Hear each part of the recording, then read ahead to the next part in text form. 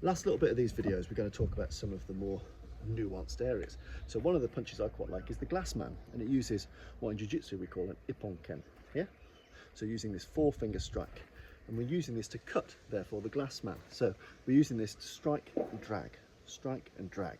So we're looking above the eyes, under the eyes, across the face, strike and drag. So we've brought these into our boxing. We might go 1, 2, glass man, hook, 1, 2, glass man, hook. Okay, so the use of the glass man is quite good. In this particular guarding posture, I might grab your hand, drive this. Again, I wouldn't strike with it, it's hard to strike with it, but you can grab and grind. So I can grab your shirt, drive this into your eye, drive this behind your ear. Or if I do strike with it, it's to drag down, it's to cause a cut, and that's why it's called the glass man. So that's really interesting, but build it into your boxing. So if I get into a grapple, I can drive it in, drive it in, drive it into the eyes. If I've got your clothes, I've got your head. Or if I am striking with it, I might do revolving door, glass man. Make sure I follow up with something with a robust strike to it. Second one of these is handball killer. So in New York especially, they've got a game called handball. Essentially, you're whacking a small squash style ball, you're bouncing it against walls and it comes back. And a lot of that strike is in overhand blows. Again, we're looking at places where I'm in a small corridor, so I can't go right to left or left to right, but I can go north to south. So in the handball killer, I might parry, I might do an uptown, roll this over, use the hard bit of my palm, and it can strike down on the face. Again, it's a distraction blow before something more final. So from here, yeah. Again, making sure it doesn't flare too much out the side, over and strike, over and strike, over and strike. So these are great uses of the handball killers. You've got the glass man, again, slightly weirder techniques. You've got handball killer, handball killer. You've got those things. And you can't forget the fundamentals of your jab, your cross, your hooks. And because we're in small environments, keeping the hooks tight and vertical is really useful.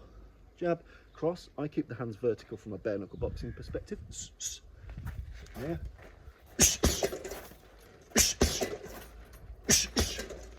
We got our hooks, nice and tight, curling the wrist. Okay, we've got our uppercuts, again, keeping them tight because we're thinking in a 52 blocks format, so we're going to be closer than we'd like normally. Again, I prefer these in a shovel format, so coming up at 45 degrees, 1, 2, 1, 2. Okay, you've got the glass man, as I mentioned, you've got the handball killer, as I mentioned, you've got all the elbows you've seen in the box previously, and you've got the unorthodox striking techniques. So you've got downward hammer fists, which work really well from these blocks, cover the bullet, hammer fist, cover the bullet, hammer fist, or pivot blows, horizontal hammer fist. So rob the bank, hammer fist, rob the bank, hammer fist. So you've got lots to play with. You've also got things that come upwards. So I might go revolving door, upwards hammer fist. So I might revolve, strike up under the chin, just to give me that room to blast through with something hard this side. 1, 2, 3. 1, 2, 3. So again, there's lots to be played with, something to experiment with. As you get used to the different blocks and the techniques and all the things we've been covering, then try and flow them together, then try and move with them, and then try and combine them together, and then finally make sure you're weaving that in with offensive boxing. You don't want to be defensive for too long. So as soon as you've got these movements down, make sure that you're using them to strike. Very important. Not just to block, but to attack. And also that when I do open a window, I fill that window with lots and lots of painful attacks. Give it a good play. It's a really amazing system, really fun to play with.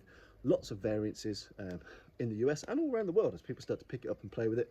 But do give it a try. First point of reference I'd say is go to like Burley, David Wells. There's also Mo. There's so many people doing it. I'm relatively new to it. I'm an experienced martial artist, I'm an experienced boxer, but this is something I'm just playing with and picking up, sharing some fun things with you. Hopefully you found it useful. I've been Tommy Moore. Thank you.